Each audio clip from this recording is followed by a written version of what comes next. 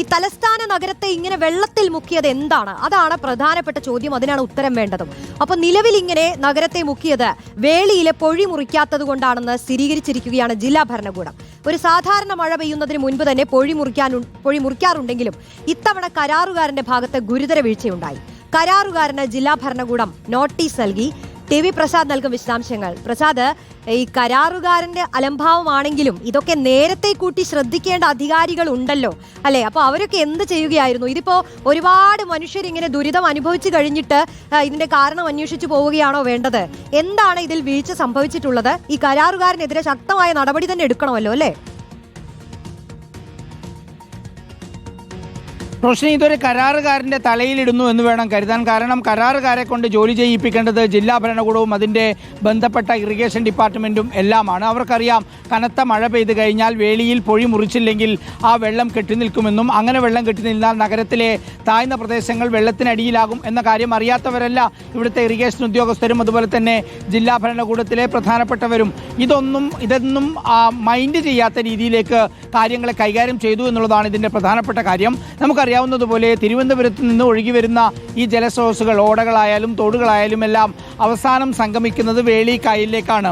അങ്ങനെ വേളി കായലിൽ എത്തുന്ന ഈ വെള്ളം ഒഴുകിപ്പോകണമെങ്കിൽ ആ പൊഴി വഴി പോകാനുള്ള സംവിധാനം ഉണ്ടാകണം. പൊഴി യഥാസമയം മുറിക്കേണ്ടതുണ്ട്. അത് പലപ്പോഴും മണ്ണ് വന്ന് മൂടുന്നു. സാധാരണഗതിയിൽ മഴ ശക്തമായി പെയ്യുമ്പോഴെല്ലാം തുടർച്ചയായി ആ പൊഴി മുറിക്കുകയും അങ്ങനെ വെള്ളം ഒഴുകിപ്പോകാറുമുണ്ട്. നേരത്തെ മുൻ വർഷങ്ങളിൽ നമുക്കറിയാം റോഷിനി, തിരുവനന്തപുരം നഗരത്തിൽ വലിയ വെള്ളക്കെട്ടാണ് ഉണ്ടാകുന്നത്. പക്ഷേ ഇത്തവണ അതിൽ നിന്നൊരു മാറ്റം ഉണ്ടായിട്ടുണ്ട്. ജൂണിൽ തുടങ്ങിയ മഴ ഇങ്ങോട്ട് ഇപ്പോൾ ഈ സെപ്റ്റംബർ മാസം വരെയുള്ള ഈ ഘട്ടത്തിൽ ഇതുവരെയും ഇത്ര വലിയ ദുരിതം നഗരത്തിൽ ഉണ്ടാക്കിയിട്ടില്ല എന്നുള്ളതാണ്. സ്ഥിരം വെള്ളം കയറുന്ന കുറച്ച് പ്രദേശങ്ങൾ മാറ്റി നിർത്തി കഴിഞ്ഞാൽ ബാക്കിയിടങ്ങളിൽ അങ്ങനെ വെള്ളം കയറാറില്ല. പക്ഷേ ഇന്ന് സംഭവിച്ചത് ഏറ്റവും പ്രധാനപ്പെട്ട കാര്യം വേളിയിലെ പൊഴി മുറിക്കാത്തതാണ്. ഒപ്പം ഇന്ന് രാവിലെ ഉണ്ടായ വേലിയേറ്റം, ആ വേലിയേറ്റവും ഇതിൻ്റെ ഘടകമായി അങ്ങനെ വെള്ളം ഒഴുകിപ്പോകാതായി. ചുരുക്കത്തിൽ എല്ലാ വിഭാഗത്തിൽ നിന്നുള്ള ഉദ്യോഗസ്ഥർക്കും വീഴ്ചയുണ്ടായി എന്നുള്ളതാണ്. അത് ശ്രദ്ധിക്കേണ്ടവരുണ്ട്. അതായത് പൊതുമരാമത്ത് വിഭാഗവും ഇറിഗേഷൻ വിഭാഗവും ജില്ലാ ഭരണകൂടവും എല്ലാവരും ചേർന്നുകൊണ്ടാണ് ഇത്തരം ഒരു സാഹചര്യം ഉണ്ടാകുമ്പോൾ അതിനെ മറികടക്കേണ്ടത്.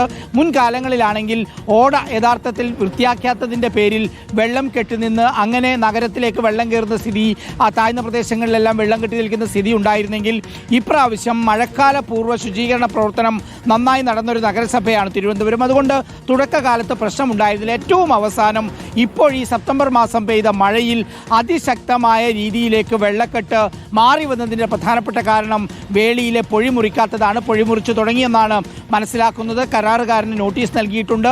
പക്ഷേ ഇതിൽ ഉദ്യോഗസ്ഥരുടെ വീഴ്ച വളരെ പ്രധാനപ്പെട്ടതാണ്. ഒപ്പം ഇവിടുത്തെ രാഷ്ട്രീയ നേതാക്കളും ജനപ്രതിനിധികളും എല്ലാവരും ശ്രദ്ധിക്കേണ്ടതായിരുന്നു. എന്തായാലും സമീപകാലത്ത്, അടുത്ത കാലത്ത് നമ്മൾ തിരുവനന്തപുരം കാണാത്ത രീതിയിലുള്ള വലിയ വെള്ളക്കെട്ടാണ് നഗരത്തിൻ്റെ പല ഭാഗങ്ങളിലും ഉണ്ടായിരിക്കുന്നത് റോഷിനി.